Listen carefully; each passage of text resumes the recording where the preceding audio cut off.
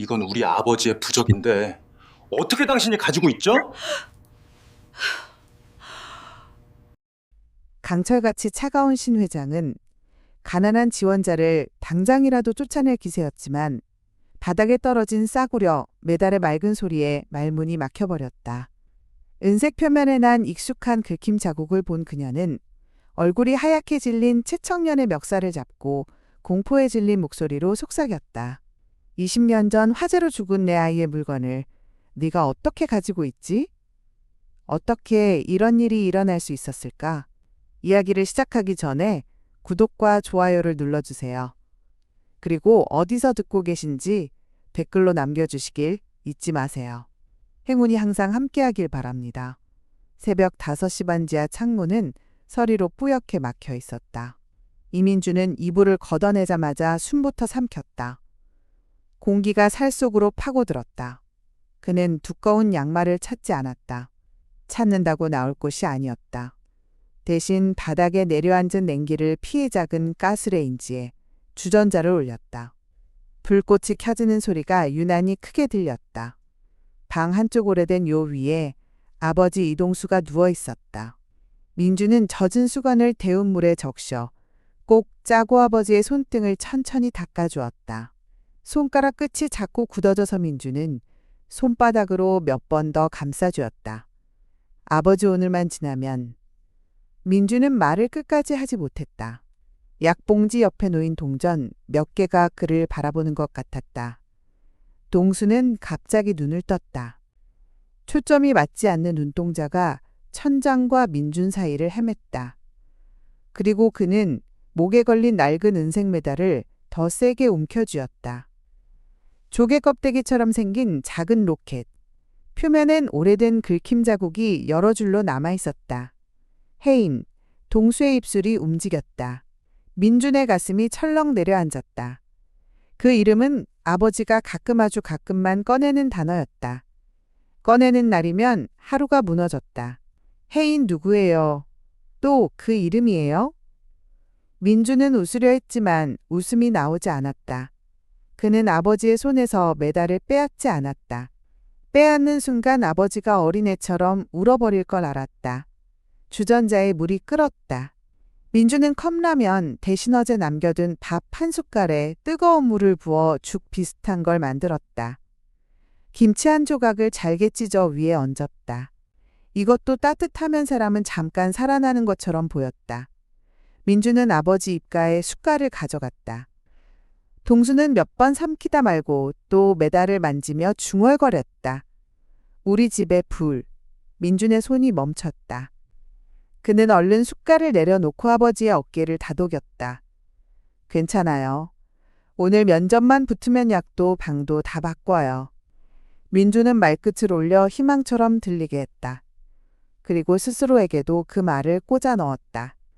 그런데 바로 그때 동수의 소나귀에서 메달이 미세하게 흔들렸다. 은빛이 희미한 창빛을 받아 번쩍였고 민주는 그 긁힘 자국 하나를 다시 보게 되었다. 사소한 일처럼 보였지만 그 긁힘은 마치 누군가가 일부러 남긴 표시처럼 선명했다. 민주는 숨을 내쉬었지만 편해지지 않았다. 오늘 면접이 끝나면 인생이 바뀐다고 말했지만 바뀌어야 할 건 돈만이 아닐지도 몰랐다. 아침 출근길 서울의 공기는 더 차가웠다. 민주는 낡은 정장 재킷을 여미고 정류장에 섰다. 얇은 천 사이로 바람이 들어와 뼈를 긁는 듯했다. 버스는 오지 않았다. 한 대가 멀리서 다가오다 갑자기 길가에 멈춰 섰다. 비상등이 켜지고 문이 열렸다. 고장입니다. 다음 버스 이용하세요. 기사의 목소리가 매몰차게 날아왔다.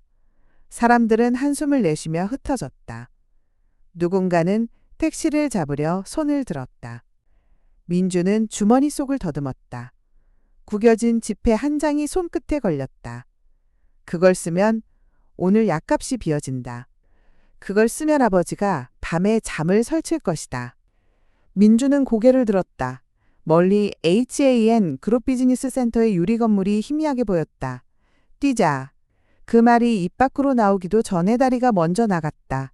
처음엔 빠르게 걸었다. 다음엔 뛰었다. 숨이 턱에 차오르고 정장 바지는 무릎이 당겨왔다. 민주는 신호등 앞에서도 가만히 서 있지 못했다. 시간을 손에 쥔 듯 쥐고 달렸다. 그리고 바로 그때 인도 모퉁이에서 아이고 하는 외침이 들렸다. 노점상 할머니가 손수레를 끌다 균형을 잃고 과일 상자가 넘어졌다. 사과와 귤이 도로 쪽으로 굴러갔다. 사람들은 피해가며 지나쳤다. 어떤 이는 조심하시지 한마디 던지고 끝이었다. 민준의 발이 멈췄다. 머릿속에서 경보처럼 시간이 울렸다. 지금 멈추면 늦는다. 그런데 할머니의 손이 떨며 허공을 더듬는 걸 보자 민준은 이미 몸을 숙이고 있었다. 할머니 쪽은 제가 주울게요. 민준은 사과를 잡아 올리고 굴러가는 귤을 발로 막아 세웠다. 손이 얼어서 감각이 둔했지만 멈추지 않았다. 학생 그냥 가, 너 늦겠다. 할머니가 미안한 얼굴로 말했다. 민준은 고개를 저었다. 괜찮아요. 금방이에요. 그는 입으로는 괜찮다고 했지만 속은 조각조각 났다. 사람들 사이로 시간은 계속 흘렀다. 사과를 상자에 담는 순간 민준의 정장 소매가 바닥에 스쳤다. 회색 물자국이 번졌다. 민준은 숨이 턱 막혔다. 오늘 유일한 정장이다. 그는 마지막 귤을 상자에 넣고 할머니의 손수레 손잡이를 바로 세워주었다. 감사해요 학생. 그 말이 민준의 귀에 오래 남았다. 민준은 다시 뛰었다. 숨이 가빠 입안이 바싹 말랐다. 하지만 그는 아직 몰랐다. 방금 멈춘 그 1분이 앞으로 더 큰 폭풍을 부르는 첫 번째 불꽃이 될 거라는 걸. HAN 그룹 비즈니스 센터 앞유리 외벽은 겨울 하늘을 그대로 베껴놓은 듯 차가웠다.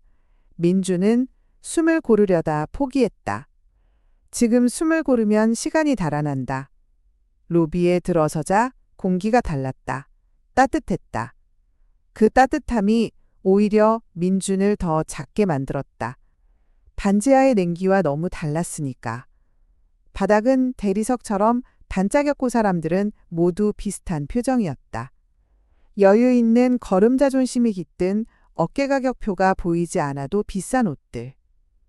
민준의 낡은 서류 가방은 손잡이가 한쪽으로 비틀어져 있었다. 그가 걸을 때마다 가방이 끽하는 작은 소리를 냈다. 그 소리가 로비 전체에 울리는 것 같아 민준은 소나귀에 더 힘을 줬다. 보안 게이트 앞에서 직원이 민준을 위아래로 훑었다. 지원자이십니까? 짧은 말, 짧은 눈빛. 민준은 목이 말랐지만 또박또박 말했다. 네. 디자인 직군 면접입니다. 직원은 민준의 신발끝을 잠깐 봤다. 그 시선이 민준의 발목을 묶어버렸다. 게이트를 통과하는 순간등 뒤에서 수군거림이 들리는 듯했다. 민준은 돌아보지 않았다. 돌아보면 그대로 무너질 것 같았다.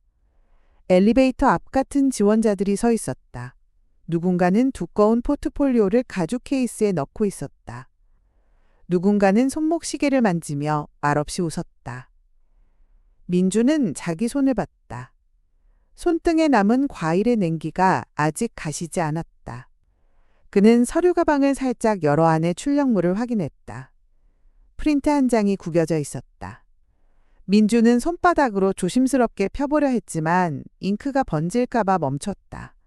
몇 번 방이세요? 옆에서 누군가 물었다. 민준은 순간 말을 삼켰다. 괜히 대답했다가 더 초라해질까봐.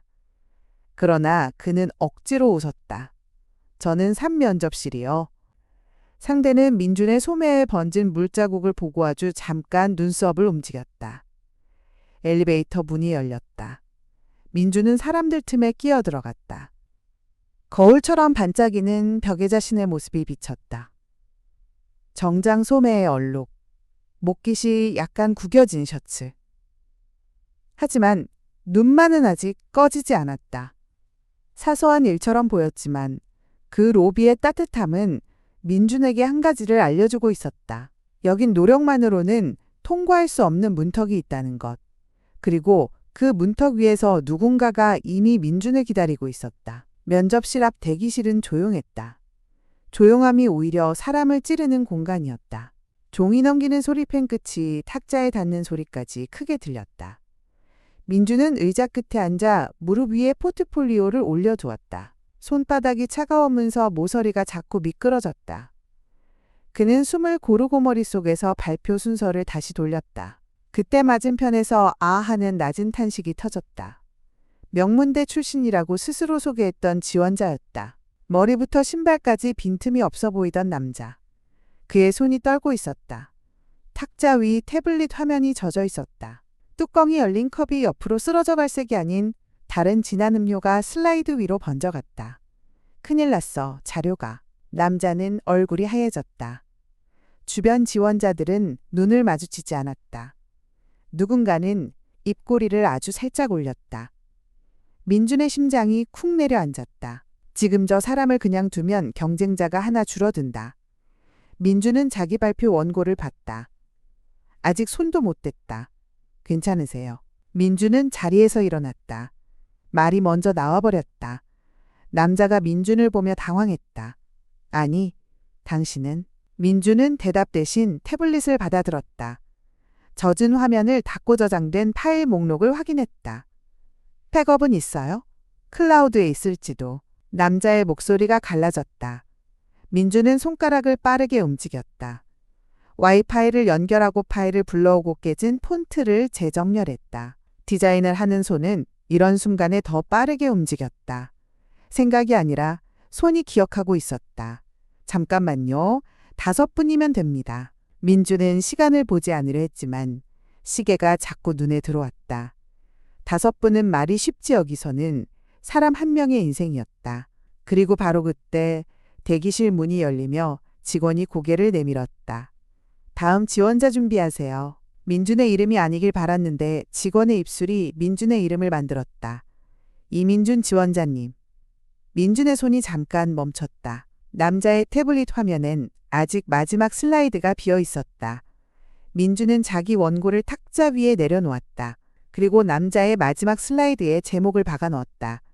깔끔한 글자 균형 잡힌 여백. 됐어요. 이대로 가요. 민준은 태블릿을 남자에게 돌려주었다. 남자는 멍한 얼굴로 받았다가 급히 고개를 숙였다. 고맙습니다. 진짜. 민준은 그 말을 듣고도 웃지 못했다. 문이 다시 열렸다. 이민준 지원자님 들어오세요. 민준은 포트폴리오를 들고 일어섰다. 원고를 펼칠 시간은 이제 없다. 그는 아직 몰랐다. 방금 한 선택이 오늘의 가장 큰 대가가 되어 돌아올 거라는 걸. 면접실 안은 더 밝았고 더 조용했다. 탁자 위 조명은 사람의 작은 흔들림까지 드러내는 빛이었다. 민준은 의자에 앉아 포트폴리오를 펼쳤다. 손끝이 떨렸지만 그는 페이지를 천천히 넘겼다. 첫 장만 넘기면 된다. 그렇게 스스로를 달래는 동안 문이 열렸다. 신지훈 회장이 들어왔다. 검은 코트 단정한 머리말 없이 자리 잡는 걸음. 그 존재감이 공기를 바꿨다. 따뜻했던 방이 갑자기 차가워진 느낌이었다. 그녀는 인사에 길게 답하지 않았다. 서류를 한번 훑고 민준의 얼굴을 바라봤다. 눈빛이 유리처럼 투명한데 그 안에 온기가 없었다. 학위가 없군요. 첫 문장이 그랬다. 민준은 목이 잠깐 막혔다. 네. 대신 실무 경험으로. 민준이 말을 잇기도 전에 지훈의 손가락이 탁자를 한번 두드렸다. 짧은 소리. 하지만 그 소리가 민준의 말을 자르는 칼날처럼 느껴졌다. 이 건물에서는 노력보다 결과가 중요합니다. 지훈은 포트폴리오의 페이지를 툭 넘겼다. 민준이 밤새 만든 작업물들이 그녀 손끝에서는 종이에 불과했다. 면접관 중 누군가가 물었다. 이 프로젝트 예산 제약이 있었다고요? 민준은 고개를 끄덕이며 설명을 시작했다. 그는 어려운 조건 속에서 해결한 과정을 말하려 했다. 하지만 지훈은 다시 끼어들었다. 조건이 어려웠다는 말은 변명과 구분이 어렵죠. 그 말이 입안에서 씹히지도 못하고 민준의 가슴으로 떨어졌다. 민준은 순간 자신이 여기까지 온 길을 떠올렸다. 반지하에 냉기 고장 난 버스 과일을 주워 담던 손.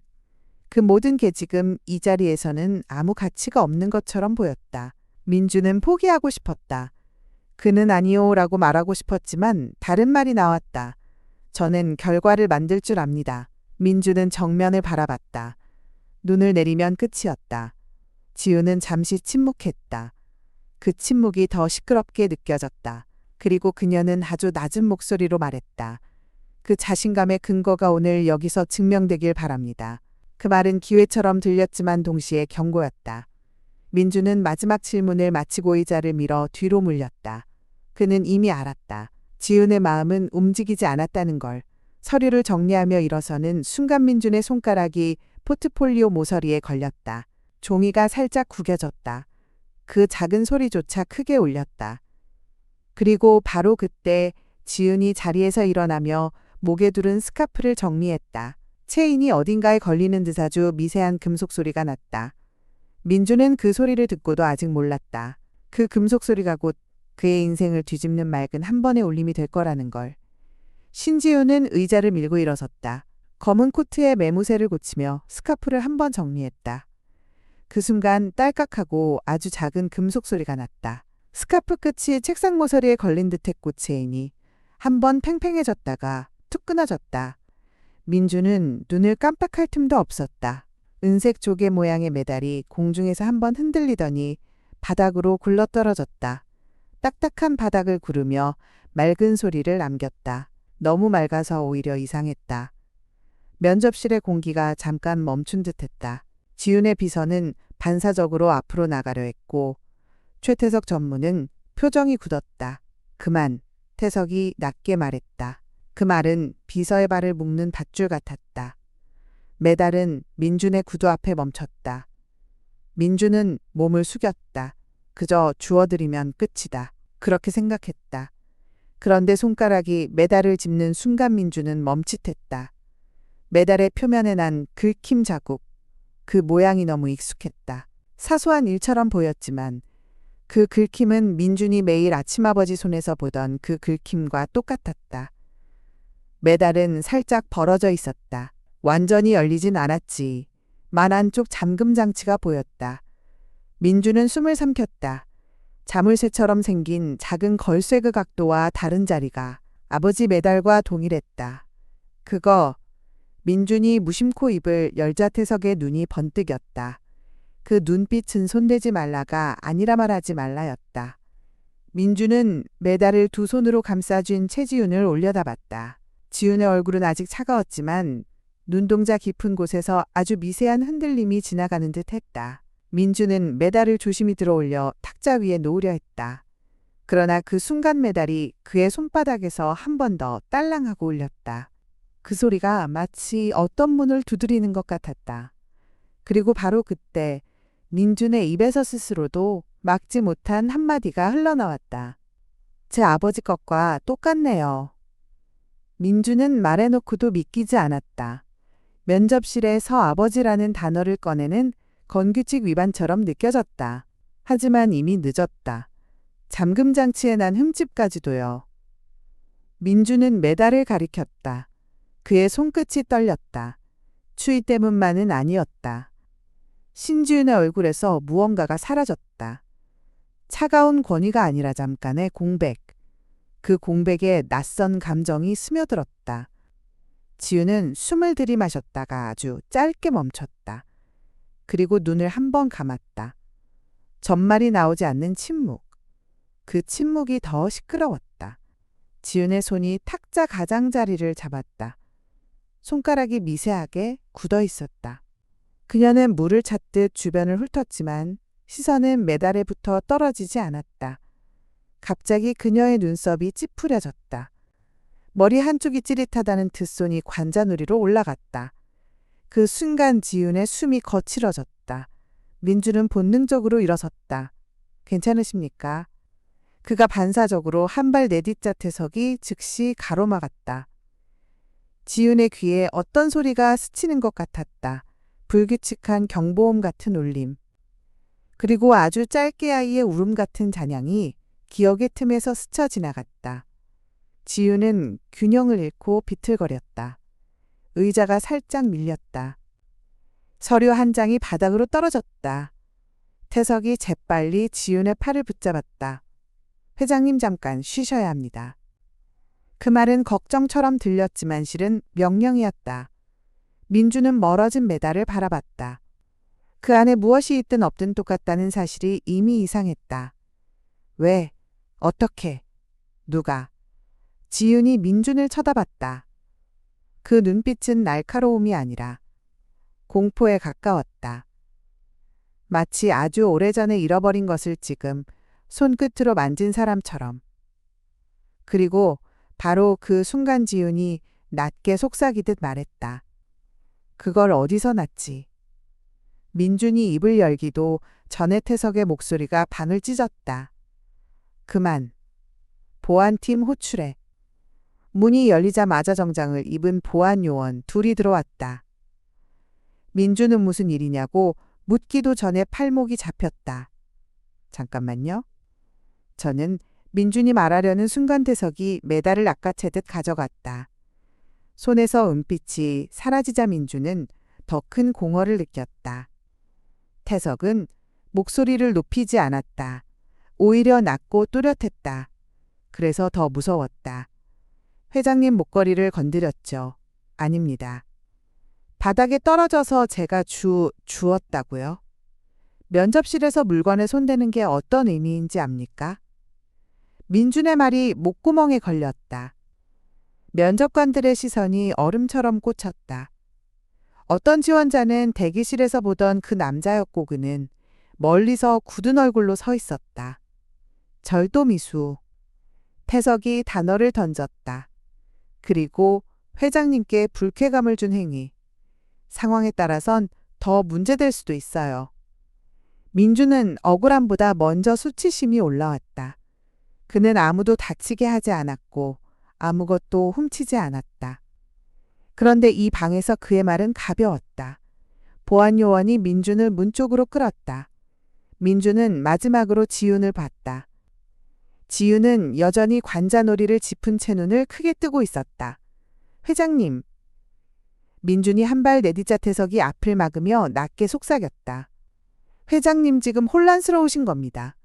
저런 지원자가 흔히 쓰는 수법이에요. 지윤의 입술이 움직였지만 소리가 나오지 않았다. 그 사이 민준은 복도로 끌려 나왔다.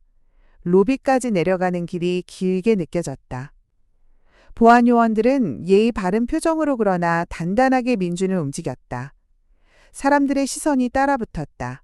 저 사람 뭐야? 여기까지 와서 무슨 짓을?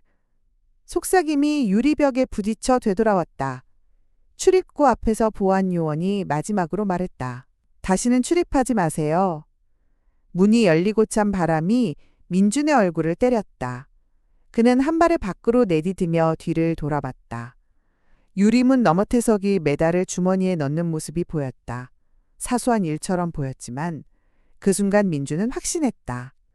저 메달은 그냥 장신구가 아니다. 그리고 바로 그때 민준의 휴대폰이 진동했다. 아버지의 요양보호사 번호였다. 민준은 떨리는 손으로 전화를 받았다. 신지은의 개인 집무실은 고요했다. 유리벽 밖으로 서울이 움직였지. 만방 안은 마치 시간을 잠가둔 것처럼 조용했다. 지윤은 물컵을 들었다. 입술에 닿기 전에 컵이 아주 미세하게 떨렸다.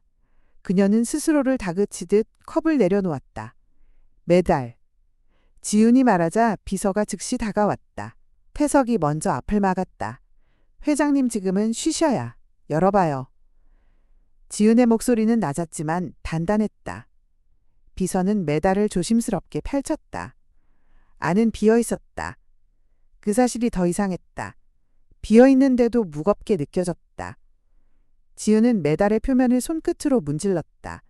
익숙한 긁힘. 그 긁힘이 기억을 긁는 듯했다. 그녀는 책상 서랍을 열어 오래된 파일을 꺼내려다 멈췄다. 서랍 안에는 정리된 종이들 깔끔한 펜들 그리고 그녀가 잊고 싶었던 사진 한 장의 빈자리 같은 공백이 있었다. 그 지원자. 지윤은 천천히 말을 이어갔다. 인사기록 카드 가져와요. 지금. 태석의 얼굴이 굳었다. 회장님 쓸데없는 일입니다. 그건 단순한 쇼크. 지윤이 태석을 바라봤다. 그 눈빛은 설명이 아니라 명령이었다. 태석은 한 박자 늦게 고개를 끄덕였다. 하지만 그의 손은 이미 주머니 속에서 휴대폰을 쥐고 있었다. 문자 하나면 누군가가 움직일 것이다. 비서가 밖으로 나가자 지우는 창가로 걸어갔다. 유리 너머로 보이는 빌딩 숲이 차가운 빛을 내고 있었다. 그 빛은 그녀가 쌓아올린 세계였다. 흔들리지 않는 성. 그런데 오늘한 청년의 한마디가 그 성의 벽에 금을 냈다. 제 아버지 것과 똑같네요. 그 문장이 머릿속에서 계속 울렸다. 지우는 자신의 목을 만졌다. 메달이 걸려있던 자리에 공기까지 허전했다.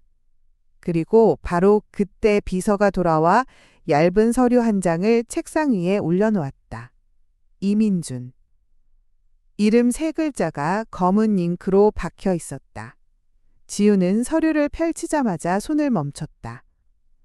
주소란에 적힌 곳이 그녀가 한 번도 가본 적 없는 세계의 이름처럼 보였기 때문이다. 반지하, 좁은 골목, 오래된 구역. 지우는 서류를 천천히 접어 자신의 가방에 넣었다.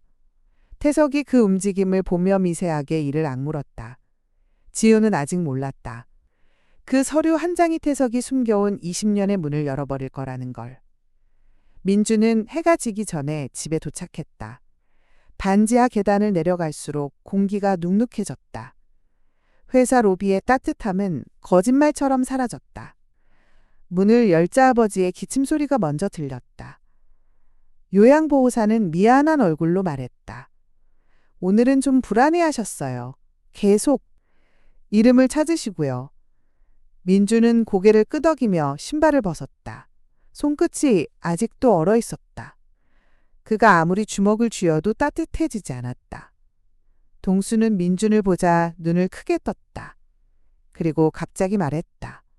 엄마 찾았니? 그 말이 민준의 가슴을 세게 눌렀다. 엄마는 없어. 민준의 목소리가 생각보다 커졌다. 없다고. 왜 자꾸? 말이 끝나기도 전에 동수의 눈이 흔들렸다.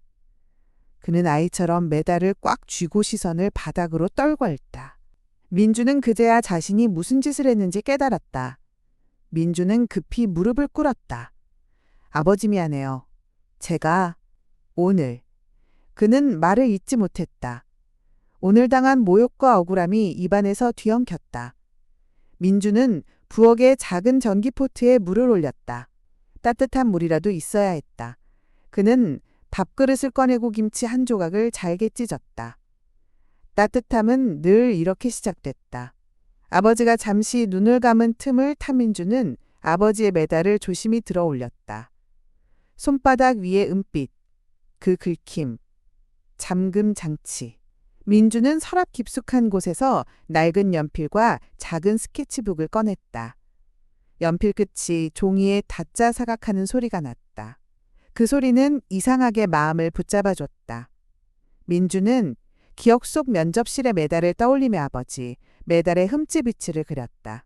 그리고 옆에 오늘 바닥에서 봤던 은빛의 형태를 그렸다. 두 그림은 거의 겹쳤다. 민주는 숨을 내쉬었지만 편해지지 않았다. 왜 회장이 그걸 갖고 있지?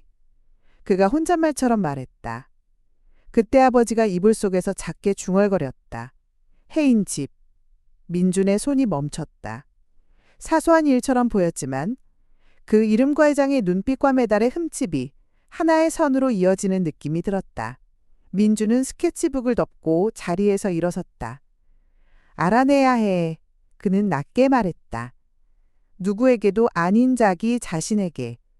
그리고 바로 그때 민준의 휴대폰 화면에 낯선 번호가 떴다. 발신자 표시가 없었다. 민준은 손가락을 뻗었다가 잠깐 멈췄다. 다음 날 아침 눈이 흩날렸다. 반지하 골목은 밤새 더 좁아진 것처럼 보였다. 물이 고인 계단 아래로 찬 기운이 내려앉아 있었다. 민준은 아버지를 휠체어에 앉혔다. 장갑을 끼워들이고 무릎 담요를 덮어주고 목에 메달을 걸어주었다. 아버지는 메달을 만지작거리며 고개를 끄덕였다. 그게 괜찮다는 신호였다. 골목 밖으로 나가자 먼 곳에서 엔진 소리가 들렸다. 이 동네에서 흔히 듣는 소리가 아니었다. 부드럽고 묵직한 소리. 마치 길이 스스로 열리는 느낌. 그리고 바로 그때 검은 세단이 골목 입구에 멈춰섰다. 너무 깨끗해서 이 동네의 먼지와 어울리지 않았다. 차 안에서 신지윤이 내리지 않았다. 대신 뒷좌석 창문이 아주 조금 내려갔다. 그 틈으로 그녀의 눈빛만 먼저 나왔다. 지윤은 멀리서 민준을 봤다. 그리고 그 옆에 휠체어를 봤다. 마지막으로 휠체어에 앉은 남자의 목에 걸린 은빛을 봤다. 그 순간 지윤의 손이 무릎 위에서 굳었다. 은색 조개 모양, 긁힘 자국, 낡은 체인. 그녀는 입술을 깨물었다. 설마. 아니 말이 안 돼. 지윤은 창문을 더 내리지 않았다. 그녀가 지금 나가면 지금까지 쌓아온 모든 것이 무너질 것 같았다. 하지만 그대로 돌아가면 jet밤부터 심장을 짓누르던 질문이 영원히 남을 것 같았다. 민주는 골목을 따라 천천히 걸었다. 아버지는 휠체어에서 하늘을 보다가 갑자기 손가락으로 공중을 가리켰다. 해인 저기. 민주는 그 손가락 끝을 따라봤지만 아무것도 없었다. 그저 전깃줄과 회색 하늘뿐이었다. 지우는 그 장면을 창문 틈으로 보고 있었다. 아버지의 얼굴을 제대로 보려 했지만 거리와 각도가 가로막았다. 늙고 수척한 모습이 그녀가 알고 있던 어떤 얼굴과도 맞지 않았다. 그런데도 이상했다. 그 남자가 웃는 순간 지훈의 가슴 안쪽이 이유 없이 저릿했다. 그리움 같은 것이 그녀의 목을 조였다. 회장님. 앞좌석에서 운전기사가 조심스럽게 물었다. 들어가실까요? 지은은 한참 후에야 말했다. 아니요. 그리고는 거의 속삭이듯 덧붙였다. 조금만 더 봐요. 사소한 일처럼 보였지만 그녀가 조금만 더 본 그 몇 초가 곧 되돌릴 수 없는 선택이 될 거였다. 민준이 고개를 돌리는 순간 검은 창문 틈의 시선을 느꼈다. 그는 멈춰 섰다.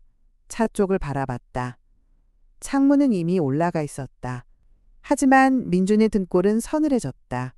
누군가와 jet밤부터 자신을 따라오고 있다는 느낌. 점심 무렵 동네 마트는 사람들로 북적였다.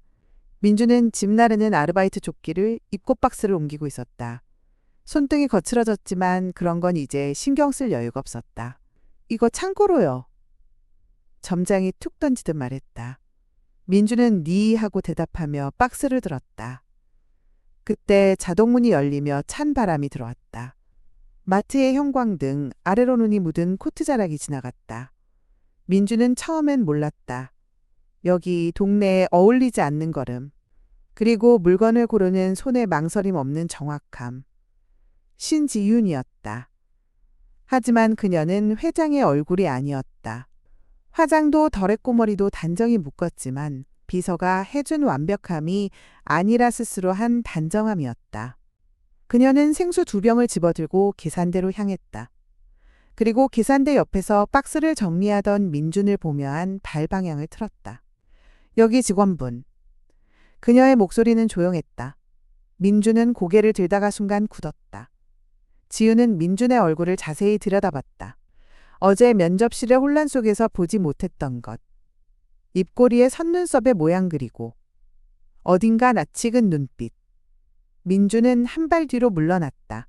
뭐 하러 오셨어요? 그의 목소리에는 경계가 섞여 있었다. 지우는 회장이라는 단어를 꺼내지 않았다. 대신 아주 평범한 사람처럼 물었다. 그 매달 어제 말했던 거요. 지우는 손가락으로 자신의 목을 짚었다. 당신 아버지 물건이라고 했죠. 민준은 박스 테이프를 붙이던 손을 멈췄다. 그 질문 하나로 민준의 머릿속에 태석의 눈빛이 떠올랐다. 말하지 말라. 그런 걸 왜 물어요? 민준이 짧게 말했다. 지우는 숨을 고르고 다시 한 번 물었다. 그 메달은 언제부터 아버지께 있었나요? 민준은 잠깐 고민하다가 입술을 꼭 눌렀다. 가족을 지키기 위해서라도 반쯤은 진실을 말해야 했다. 진실이 더 안전할 때도 있으니까 화재 때요. 민준의 목소리가 낮아졌다. 그때 저희를 버리고 간 어머니가 남긴 유일한 물건입니다. 화재라는 단어가 공기 중에 떨어졌다. 지윤의 눈동자가 크게 흔들렸다. 그녀는 재빨리 표정을 숨기려 했지만 손이 생수병을 더 세게 쥐었다. 병이 찌그러지는 소리가 났다. 화재. 지유는 입술 사이로 그 단어를 되뇌었다. 그리고 갑자기 머릿속에서 짧은 경보음 같은 울림이 다시 올라왔다. 민준이 그 흔들림을 봤다. 괜찮으세요? 그 말이 어제와 똑같이 나왔다. 지유는 고개를 저었다. 괜찮아요. 하지만 괜찮지 않았다. 그녀는 계산대로 돌아가려다 다시 민준을 바라봤다. 혹시 그 화재 언제였는지 기억해요? 민준은 짧게 대답했다. 20년 전요. 지은의 얼굴이 한순간 창백해졌다. 그녀는 더 묻지 못했다. 묻는 순간 자신이 무너질 것 같았다. 그녀는 계산을 마치고 문 밖으로 나갔다. 자동문이 닫히며 찬바람이 끊겼지만 민준의 가슴엔 더 차가운 바람이 남았다. 그는 아직 몰랐다. 화재라는 단어 하나가 지훈의 밤을 완전히 바꿔버릴 거라는 걸. 그날 밤 HAN 그룹 회장실은 불이 꺼지지 않았다. 지훈은 넓은 책상 위에 오래된 서류철을 펼쳐놓았다. 커피는 이미 식어 있었다. 20년 전. 지훈은 혼잣말처럼 말했다. 그 숫자가 혀끝에서 금속처럼 느껴졌다. 그녀는 의료 기록을 꺼냈다. 사고 후 치료 기록, 퇴원 기록, 상담 기록. 글자들은 정돈되어 있었고 도장들은 완벽했다. 너무 완벽해서 오히려 숨이 막혔다. 지우는 한 줄을 손가락으로 짚었다. 환자는 혼자였다. 그 문장이 반복처럼 등장했다. 혼자. 지우는 그 말을 입 밖으로 내뱉으며 손끝에 힘을 줬다. 정말 혼자였나? 왜 그 기억만 텅 비어 있나? 그녀는 퇴원 날짜를 확인했다. 그리고 경찰 보고서 날짜를 확인했다. 두 종이 사이에 하루가 비어 있었다. 딱 하루. 하지만 지훈에게는 그 하루가 바다처럼 깊게 느껴졌다. 이상해. 지훈은 서류를 다시 넘겼다. 그 하루 동안 그녀는 어디에 있었지? 그리고 바로 그때 지훈의 눈에 서명자가 들어왔다. 모든 서류의 마지막엔 같은 이름이 있었다. 최태석, 전무. 당시엔 가족 보호자로 기록되어 있었다. 지훈은 숨이 멎는 듯 했다. 태석이 내 기록을? 내 사고의 모든 문을? 그녀는 서랍에서 다른 파일을 꺼냈다. 사고 당시 언론 기사 스크랩. 기사 제목들은 불의의 사고 회장의 가족 비극 같은 말로 포장되어 있었다. 하지만 기사 속이었던 이름도 없었다. 아이도 남편도 존재 자체가 지워져 있었다. 지은은 손바닥으로 이마를 눌렀다. 머릿속에서 짧은 잔향이 다시 들렸다. 아이의 울음 같은. 그러나 확실히 잡히지 않는 소리. 왜 이렇게 비어있지? 지은의 목소리가 떨렸다. 그녀는 자신의 눈물을 싫어했다. 눈물은 약함이고 약함은 공격받는 이유였다. 그런데 이번엔 달랐다. 이건 약함이 아니라 도둑맞은 삶이었다. 지은은 비서에게 메시지를 보냈다. 20년 전 화재 관련 내부 기록, 가족 사망 처리 문서, 전부. 손가락이 떨려 오타가 났지만 지우는 지우지 않았다. 그리고 마지막으로 민준의 인사카드를 다시 펼쳤다. 반지하, 아픈 아버지, 가난한 디자이너. 지우는 종이를 접어 가방에 넣었다. 마치 그 종이가 증거라도 되는 것처럼. 사소한 일처럼 보였지만 그녀가 오늘 발견한 건오류가 아니었다. 누군가가 의도적으로 만든 틈이었다. 그리고 그 틈 속에서 지우는 처음으로 확신했다. 민준을 다시 불러야 한다. 그가 아니면 이 문은 열리지 않는다. 창밖에 눈이 더 굵어졌다. 지우는 불을 끄지 않았다. 다음 날 오후 민준의 휴대폰이 울렸다. 모르는 번호. 어제부터 이미 한 번 봤던 종류의 번호였다. 민준은 잠깐 망설였다. 그러나 아버지 약값이 머리를 스쳤다. 그는 통화 버튼을 눌렀다. 이민준 씨죠. 여자의 목소리. 차갑지만 어제보다 낮았고 어제보다 조심스러웠다. 민준의 목이 굳었다. 누구시죠? 어제 면접에 있었던 사람입니다. 민주는 짧게 웃었다. 웃음이라기보다 숨이 새는 소리였다. 절도 미수로 몰아내신 분이요? 그건 내 뜻이 아니었어요. 그 한마디가 민주를 더 화나게 했다. 내 뜻이 아니었다. 권력 있는 사람들은 늘 그렇게 말한다. 책임을 흐리게 말끝을 깨끗하게. 민주는 전화를 끊으려 했다. 그때 지윤이 말했다. 일 제안을 하려고 합니다. 민준의 손이 멈췄다. 임시직이에요. 개인 기록 정리. 지윤은 숨을 고르고 말을 이어갔다. 기간은 짧고 급여는 당신이 거절하기 어려울 수준으로 제시하겠습니다. 민주는 눈을 감았다. 거절하고 싶었다. 하지만 아버지의 약 봉지병원 비월세. 그 숫자들이 민준의 입을 막았다. 조건이 있어요. 지은의 목소리가 더 낮아졌다. 당신 아버지의 메달, 그걸 보여줘요. 민준의 심장이 쿵 내려앉았다. 결국 그거였다. 왜요?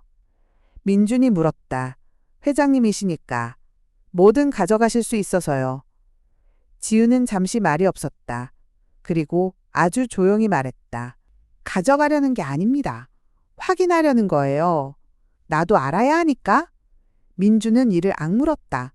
정말 믿어도 되는 사람인가? 하지만 믿지 않으면 영원히 모른 채 살 수도 있다. 그리고 어제부터 민주는 이미 모르는 채로는 못 사는 사람이 되어 있었다. 어디로 가면 되죠? 민준의 목소리가 굳었다. 지우는 장소를 말했다. 공원, 회사 건물 안이 아니라 바깥 공기 속에서 만나고 싶다는 듯. 민주는 전화를 끊고 손바닥을 바라봤다. 손이 차가웠다. 그러나 이번엔 추위 때문만은 아니었다. 그는 서랍을 열어 아버지 메달을 확인했다. 은빛이 어둠 속에서 작게 빛났다. 긁힘 자국이 더 선명해 보였다. 민주는 메달을 천으로 감싸 주머니에 넣었다. 그리고 문을 나서며 스스로에게 말했다. 이건 돈 때문이야. 하지만 마음 한구석은 이미 알고 있었다. 이건 돈이 아니라 진실 때문에 시작된 일이라는 걸. 그리고 바로 그때 민주는 골목 끝에서 낯선 검은 차 한 대가 서 있는 걸 보았다. 어제와 같은 차였다. HAN 그룹 사무실층은 공기부터 달랐다. 민주는 임시 출입증을 목에 걸고 안내받은 자리로 걸어갔다. 발밑 카펫은 소리가 나지 않게 모든 걸 삼켰다. 여기가 오늘부터 쓰실 자리예요. 비서가 말했다. 민주는 고개를 끄덕였지만 시선은 계속 주변을 훑었다. 사람들의 눈이 바늘처럼 꽂혔다. 저 사람 어제 그 지원자 아닌가? 민주는 컴퓨터를 켰다. 기록 정리, 파일 분류. 단순한 작업이라고 들었지만 그는 알았다. 이런 곳이 단수는 늘 함정이 될 수 있다는 걸. 그때 회의실 쪽에서 최태석이 나오는 모습이 보였다. 태석은 민준을 발견하자마자 발걸음을 멈췄다. 얼굴엔 웃음이 없었다. 태석은 옆에 있던 보안팀장에게 고개를 가까이 했다. 두 사람의 입술이 짧게 움직였다. 민준은 소리를 듣지 못했지만 그 장면은 충분히 들렸다. 처리해. 민준은 모르는 척 모니터를 봤다. 그러나 손끝이 굳었다. 점심시간이 지나고 갑자기 보안팀이 민준 자리로 다가왔다. 잠깐 확인할 게 있습니다. 그 말은 요청처럼 들렸지만 사실상 통보였다. 민준은 침을 삼켰다. 무슨 확인이죠? 정기 보안 점검입니다. 보안 요원 한 명이 민준의 서류 가방을 가리켰다. 가방 좀 열어주시죠. 민준의 손이 잠깐 멈췄다. 가방 안엔 도시락과 노트펜 그리고 아버지 메달이 들어있었다. 그게 문제될 리 없었다. 민준이 지퍼를 열었다. 그 순간 보안 요원의 손이 빠르게 안쪽으로 들어갔다. 이건 뭐죠? 보안 요원이 검은 USB 하나를 꺼냈다. 민준은 눈이 커졌다. 저건 제게 아닙니다. 목소리가 너무 빨리 나왔다. 그래서 더 의심받을 톤이었다. 보안 요원은 무표정하게 말했다. 경쟁사 기밀 유출 의심 물품입니다. 민준의 머릿속이 하얘졌다. 아버지의 약값 때문에 들어온 회사에서 스파이라니. 그리고 바로 그때 민주는 멀리서 최태석이 이쪽을 바라보는 걸 봤다. 태석의 입꼬리가 아주 조금 올라가 있었다. 민주는 깨달았다. 이건 우연이 아니다. 그러나 지금 우연이든 아니든 상관없었다. 이 USB가 그의 가방에서 나온 이상 그는 이미 덫 안에 있었다. 경찰에 인계할 수밖에 없습니다. 보안요원의 말이 로비 전체로 울렸다. 민주는 손을 들었다. 잠깐만요. CCTV 확인해 주세요. 누가 제 가방 하지만 보안요원은 고개를 저었다. 규정상 지금은. 그때 엘리베이터 방향에서 또각또각 구두 소리가 들렸다. 공기가 한순간 더 차가워졌다. 신지훈이 내려오고 있었다. 보안 데스크 앞은 금세 조용해졌다. 사람들이 모르는 척하며 귀를 세우는 조용함이었다. 민주는 USB를 바라보며 숨을 삼켰다. 그게 자기 것이 아니라는 걸 증명할 방법이 지금 이 자리엔 없다는 사실이 더 무서웠다. 경찰에 넘기겠습니다. 보안요원이 말했다. 민주는 입을 열었지만 말이 나오지 않았다. 설명은 길어지고 길어질수록 사람들은 변명이라고 생각하니까. 그리고 바로 그때 엘리베이터 문이 열리며 또각또각 구두 소리가 다가왔다. 신지훈이 나타났다. 얼굴은 창백했지만 눈빛은 어제보다 더 차가웠다. 아니 차갑다기보다 결심에 가까웠다. 무슨 일이죠? 지훈의 목소리는 짧았다. 보안팀장이 USB를 들어보였다. 회장님 경쟁사 기밀로 추정되는 저장 장치가 이 직원 가방에서. 민준이 급히 말했다. 저건 제 게 아닙니다. 누가 넣었어요. CCTV만 확인해 주시면. 태석이 한 발 앞으로 나섰다. 회장님 이건 회사의 명예가 걸린 문제입니다. 원칙대로 처리하셔야. 지훈은 태석을 보지 않았다. 시선은 오직 민준의 얼굴에 머물렀다. 민준의 눈은 흔들리고 있었지만 그 안에 계산이 없었다. 그게 오히려 지훈의 마음을 찔렀다. 지훈이 말했다. CCTV 확인하세요. 보안팀장이 당황한 표정을 숨기지 못했다. 회장님 규정상. 지훈이 단호하게 끊었다. 규정은 제가 바꿀 수 있어요. 지금은 확인이 먼저입니다. 태석의 턱이 굳었다. 그는 웃으며 한마디를 덧붙이려 했지만 지훈이 손을 들어 막았다. 화면이 켜졌다. 복도 CCTV 보안 데스크 근처 그리고 민준 자리 근처 영상이 차례로 재생됐다. 몇 초 후 모두가 숨을 삼켰다. 민준의 가방에 누군가 손을 대는 장면이 잡혔다. 그 손은 민준의 손이 아니었다. 보안팀장이 입술을 깨물었다. 이건. 태석의 눈이 잠깐 흔들렸다. 아주 짧게. 지훈은 화면을 끄지 않았다. 끝까지 봤다. 그리고 천천히 모두가 들을 수 있게 말했다. USB는 내가 준 겁니다. 순간 공기가 얼어붙었다. 민준이 지훈을 바라봤다. 회장님? 지훈은 민준을 보며 아주 작게 고개를 끄덕였다. 기록 정리 관련 자료를 담아 전달하려고 했어요. 그녀는 거짓말을 가볍게 하지 않았다. 거짓말은 했지만 그 무게를 알 듯한 표정이었다. 보안팀장은 고개를 숙였다.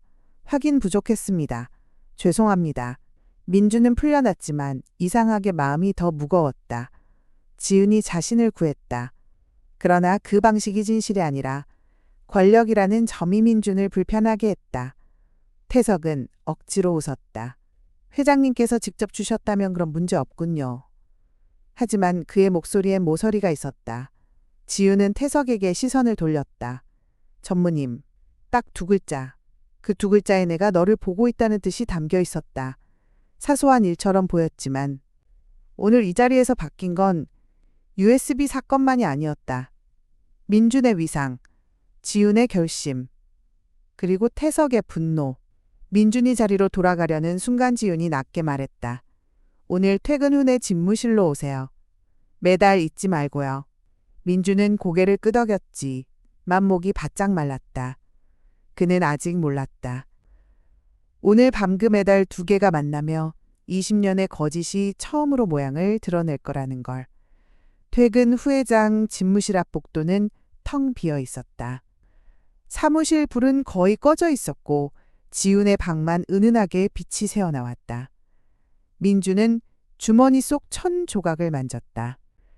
그 안에 아버지의 메달이 있었다. 천 너머로 은빛의 차가움이 손끝을 찔렀다. 문이 열렸다. 비서가 아니라 지훈이 직접 열었다. 그녀의 얼굴은 피곤했지만 눈은 맑았다. 맑아서 더 불안했다. 들어오세요. 민주는 방 안으로 들어갔다. 책상 위에는 작은 트레이가 놓여 있었다. 그 위에 지훈의 메달이 얌전히 누워 있었다. 민주는 숨을 삼켰다. 가까이서 보니 아버지 메달과 정말 닮아 있었다. 아니거에 같았다. 지훈은 손짓했다. 꺼내요. 민주는 천을 풀어 아버지의 메달을 조심히 올렸다. 두 개의 조개 모양이 책상 위에서 서로를 마주봤다. 잠깐 아무도 말을 하지 않았다. 그 침묵이 더 시끄러웠다. 지훈이 먼저 손을 뻗었다. 하지만 손이 멈췄다. 그녀는 민준을 바라보며 물었다. 당신 아버지 이름이 뭐라고 했죠? 이동수요. 민준이 짧게 답했다. 지훈의 입술이 미세하게 떨렸다. 그녀는 마치 그 이름을 입안에서 굴려보는 사람처럼 낮게 되뇌었다. 동수. 그리고 바로 그때 두 메달이 아주 가까워지자 눈에 보이지 않는 힘이 작동하듯 서로 붙었다. 딸깍. 자석이 맞물리는 소리. 민주는 눈을 크게 떴다. 두 개의 조개가 연결되어 하나의 하트 모양이 되었다. 완벽하게. 마치 원래 하나였다는 듯. 지훈이 숨을 들이마셨다. 민주는 본능적으로 손을 뻗었지만 지훈이 고개를 저었다. 잠깐만. 하트 모양이 된 순간중앙의 작은 걸쇠가 스스로 움직였다. 손으로 조작하지 않았는데도 내부 장치가 딸칵하고 열렸다. 안쪽에서 얇은 종이 한 장이 천천히 드러났다. 정말 작은 사진이었다. 지갑에 끼워도 될 만큼 작은 그러나 세상에서 가장 무거운 사진. 지훈이 사진을 들었다. 손가락이 떨렸다. 추위 때문이 아니었다. 사진 속엔 젊은 시절의 지훈이 있었다. 그리고 옆엔 낯익지 않지만 이상하게 아픈 얼굴, 젊은 이동수. 그리고 그들 사이에 작은 아기가 있었다. 민준의 숨이 멎는 듯했다. 사진 속 아기는 자신의 어릴 적 얼굴과 너무 닮아 있었다. 이게. 민준의 목소리가 갈라졌다. 지훈은 사진을 가슴 앞에 붙잡고 한 걸음 뒤로 물러났다. 그리고 낮고 떨리는 목소리로 말했다. 내가. 말이 목구멍에 걸렸다. 그녀는 다시 숨을 들이마셨다. 내 아이가 살아있었어. 그 말이 떨어지는 순간 방 안에 공기가 바뀌었다. 민주는 한 발 뒤로 물러났다. 말도 안 돼요. 그는 고개를 저었다. 그럼 아버지가? 지훈은 울음을 참지 않았다. 하지만 울음은 약함이 아니었다. 그건 20년 동안 잠가놓은 문이 한꺼번에 열리는 소리였다. 민준아. 지훈이 처음으로 이름을 그렇게 불렀다. 너는 내 아들이야. 그리고 동수는. 그때 민주는 손바닥이 차갑게 식는 걸 느꼈다. 머릿속엔 반지하의 겨울약, 봉지아버지의 기침 그리고 오늘 나태석의 웃음이 한 줄로 이어졌다. 사소한 일처럼 보였지만 이 사진 한 장은 가족이 아니라 전쟁을 불러오는 증거였다. 민주는 사진을 보며 낮게 말했다. 그럼 왜 우린 20년을 그렇게 살았죠? 지우는 한 걸음 앞으로 다가왔다. 사진을 내려놓고 두 손을 떨리는 채로 뻗었다. 마치 지금이라도 민준을 안으면 20년이 사라질 것처럼. 민준아 미안해. 지훈의 목소리가 갈라졌다. 그녀는 회장이 아니라 처음 보는 낯선 여자가 되어 있었다.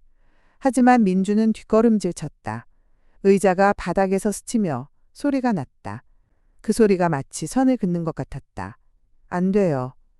민준의 목소리는 낮았지만 단단했다. 지금 와서 그런 말 하지 마요. 지연의 손이 허공에서 멈췄다.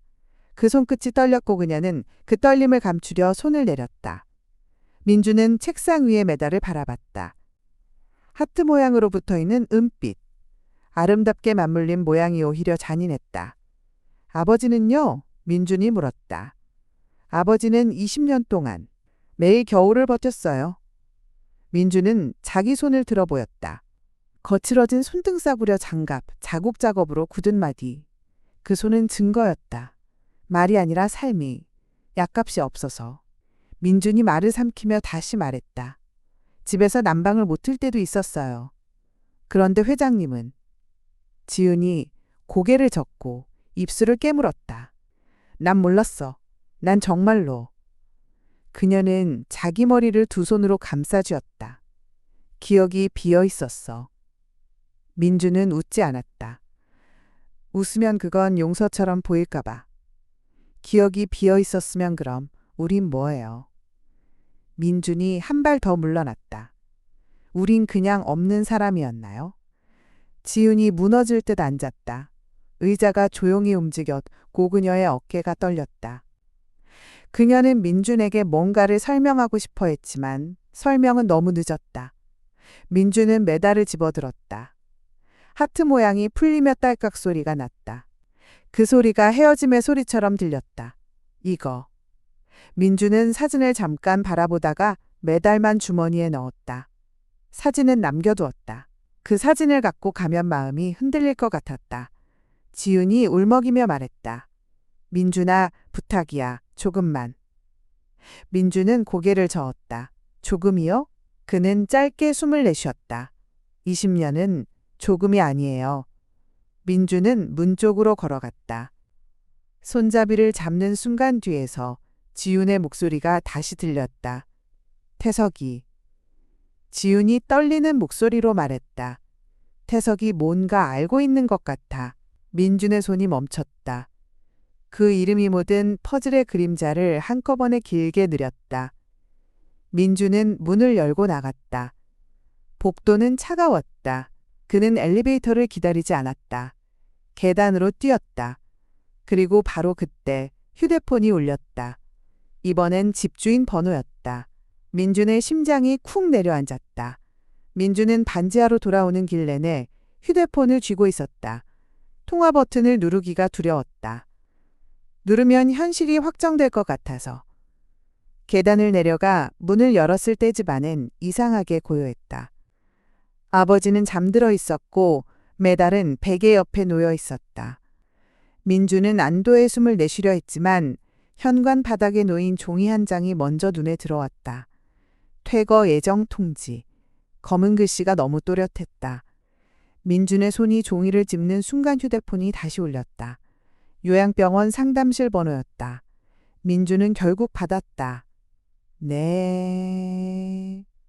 목소리가 떨렸다. 상담실 직원은 조심스럽게 말했다. 보호자분 오늘자로 보험 승인에 문제가 생겨서 당분간 치료 일정이 조정될 수 있습니다. 민준의 머리가 멍해졌다. 무슨 말씀이세요? 보험이 왜? 서류상 자격이 취소된 것으로 확인됩니다. 민준은 입술을 깨물었다. 보험이 저절로 취소될 리 없다. 누군가가 움직였다. 그리고 민준은 그 누군가가 누구인지 떠올릴 수밖에 없었다. 최태석. 그 이름이 혀끝에서 차갑게 굴렀다. 민준은 집주인에게 전화를 걸었다. 통지서, 이거 뭐예요? 집주인은 한숨부터 쉬었다. 재개발이야, 재개발. 파트너사가 들어와서 정리하래. 나도 어쩔 수 없어. 기간이 일주일. 아니 더 빨리 나가면 보증금 일부라도. 민주는 말이 나오지 않았다. 일주일. 아버지를 데리고? 돈도 없는데? 그는 잠든 아버지를 봤다. 이불 위로 올라오는 숨이 가늘었고 얼굴엔 평온이 남아있었다. 그 평온이 민준을 더 아프게 했다. 민준은 주방 구석에 있던 약 봉지를 들었다. 다음 주 분량이 아니었다. 오늘 내일 모레. 여기서 끝이었다. 그는 방 한가운데 서서 주먹을 쥐었다. 손가락이 떨렸다. 추위 때문이 아니었다. 그리고 바로 그때 문 두드리는 소리가 났다. 정확한 리듬. 민주는 심장이 내려앉는 걸 느꼈다. 문을 열자 낯선 남자 둘이 서 있었다. 정장도 아니고 작업복도 아닌 옷. 눈빛이 비어 있었다. 이민준 씨? 한 명이 물었다. 민준이 대답하기도 전에 그가 종이를 내밀었다. 철거 관련 현장 확인입니다. 내부 사진 몇 장만. 그 말투는 공손했지만 거절을 허락하지 않는 톤이었다. 민주는 문틈을 막으며 말했다. 지금 아버지가 주무세요. 나중에. 남자는 웃지 않았다. 대신 휴대폰 화면을 민준에게 보여줬다. 명령자 최태석. 민준은 화면을 똑똑히 보지 못했지만 그 이름을 느꼈다. 민준은 뒤로 물러났다. 그 순간 반지하의 공기가 더 낮아졌다. 마치 천장이 내려오는 것처럼 그는 깨달았다. 태석은 메달의 진실을 알았든 몰랐든 이제 민준의 약점을 정확히 잡고 있었다. 그리고 그 약점은 아버지였다. 민준은 결국 아버지를 깨웠다. 아버지, 우리 잠깐 나가야 해요. 동수는 멍한 눈으로 민준을 보다가 메달을 찾듯 목을 더듬었다. 민준은 메달을 걸어들이며 말했다. 이거는 챙겼어요. 괜찮아요. 짐은 많지 않았다. 가장 필요한 것만. 담요약물 그리고 작은 사진 한 장. 민준이 몰래 회장실에서 가져온 그 사진은 아니었다. 민준은 아직 그걸 가질 용기가 없었다. 밖은 눈이 내리고 있었다. 반지하 계단을 올라오는 동안 민준의 팔엔 아버지의 무게뿐 아니라 세상이 눌러놓은 압박이 함께 얹혔다. 그때 골목 끝에서 헤드라이트가 켜졌다. 검은 세단. 어제와 똑같은 차. 차 문이 열리며 신지훈이 내렸다. 코트 깃을 세웠고 눈이 어깨 위에 내려앉았다. 그녀는 경호원을 데려오지 않았다. 그게 오히려 더 절박해 보였다. 민준 씨. 지훈이 한 걸음 다가왔다. 민준은 휠체어 손잡이를 꽉 잡았다. 왜 여기까지? 민준이 낮게 물었다. 지훈은 민준의 손에 들린 통지서를 봤다. 그리고 아버지의 목에 걸린 메달을 봤다. 그 둘이 한 줄로 이어지는 걸그녀도 알았다. 태석이 움직였죠. 지훈이 말했다. 민준은 대답하지 않았지만 그 침묵이 답이었다. 지훈은 한숨을 내쉬었다. 내가 아는 곳이 있어요. 태석이 모르는 곳. 그녀는 손을 뻗어 휠체어 손잡이를 잡으려 했다가 멈췄다. 민준의 눈빛이 그걸 막았다. 지훈은 대신 자기 차 문을 열어보였다. 타요. 지금은 싸울 때가 아니에요. 민준은 이를 악물었다. 이 여자를 믿으면 안 된다. 하지만 믿지 않으면 아버지가 위험하다. 그는 결국 휠체어를 조심히 차 쪽으로 옮겼다. 지훈이 손을 보태려 하자 민준이 말했다. 제가 합니다. 지훈은 고개를 끄덕였다. 그 고개 끄덕임이 처음으로 권력이 아니라 참는 사람 같았다. 차는 서울 외곽으로 나갔다. 창밖의 빛이 점점 줄어들었다. 그리고 산길 끝작은 별장 하나가 나타났다. 문을 열자 따뜻한 공기가 밀려왔다. 민주는 그 따뜻함이 낯설어 잠깐 멈췄다.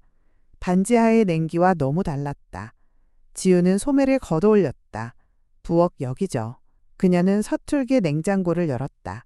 안엔 간단한 재료들이 있었다.